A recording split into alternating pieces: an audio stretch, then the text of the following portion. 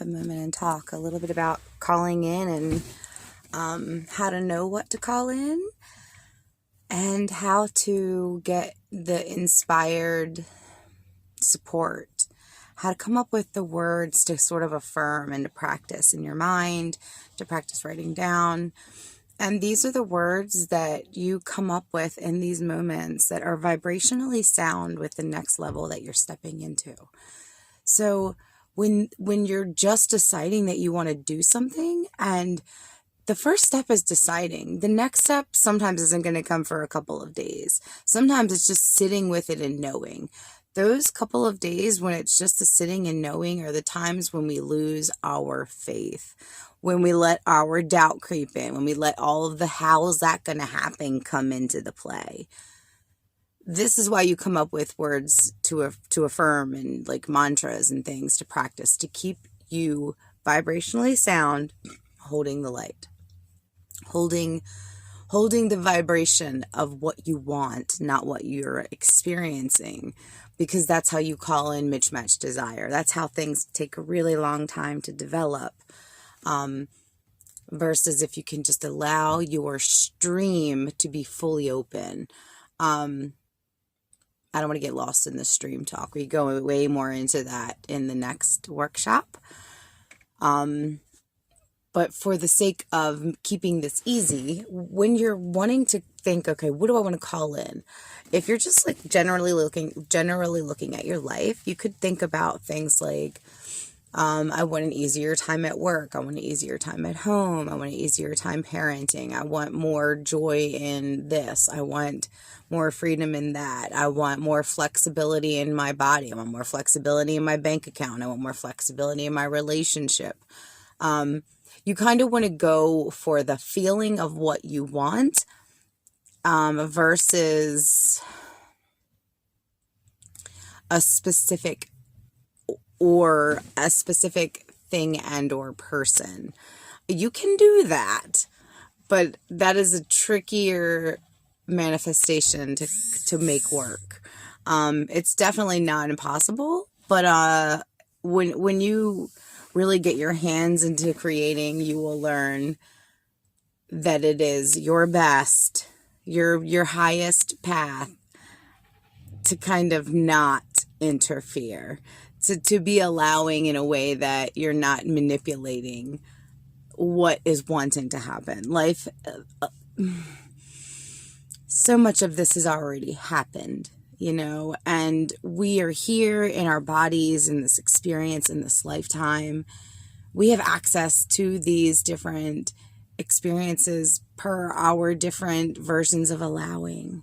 And depending on how much we are willing to tune into our emotions and change that experience, what we're feeling in our body, that's how we are able to have a different experience outside of our body. It's kind of like that as above, so below. You have to put the seed internally into this mechanism that says, I want to feel this. And then you hold the vibration.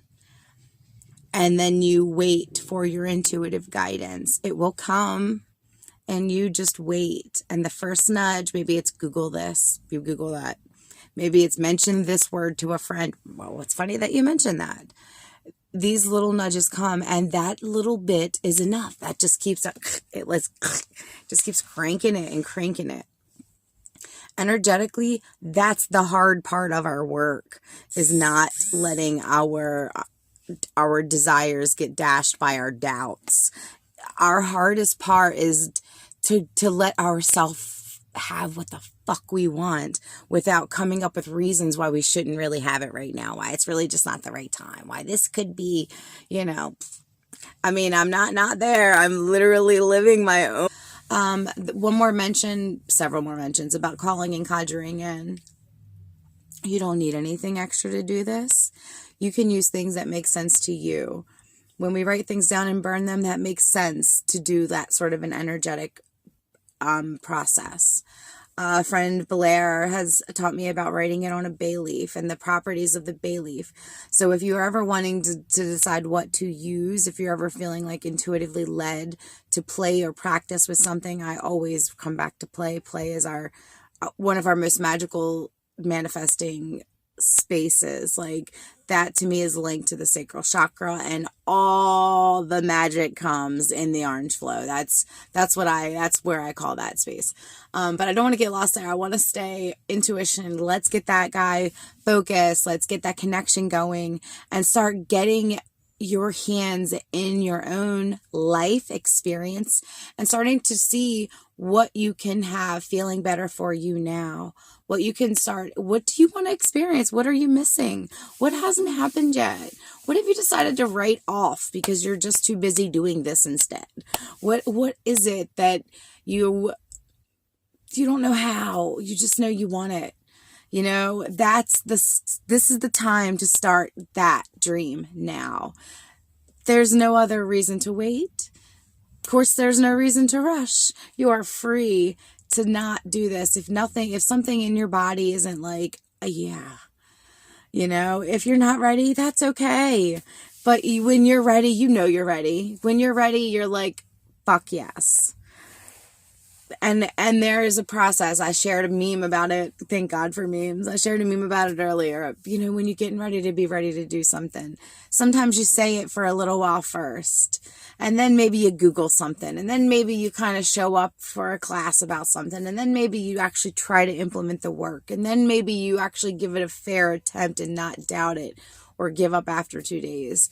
You know, when I was quitting drinking, countless times did I try and stop for a whole year. I couldn't even take a break for a whole year. I couldn't even take a break for a whole year. I was getting ready to be ready for a whole year before I could finally talk myself into taking 1 month off. At the end of 1 month, I was like, we need to keep this going for 3. I knew if I went back that soon, I wouldn't have let that get any hold. I knew what I was finding there was magic, and I knew I wanted to come out, you know, and that's not what your story will necessarily be. It may have nothing to do with that. You know, I was also buried underneath layers of codependency and addiction of other flavors, and oh gosh, friends, the list. But it doesn't matter, because all of the things can be made happier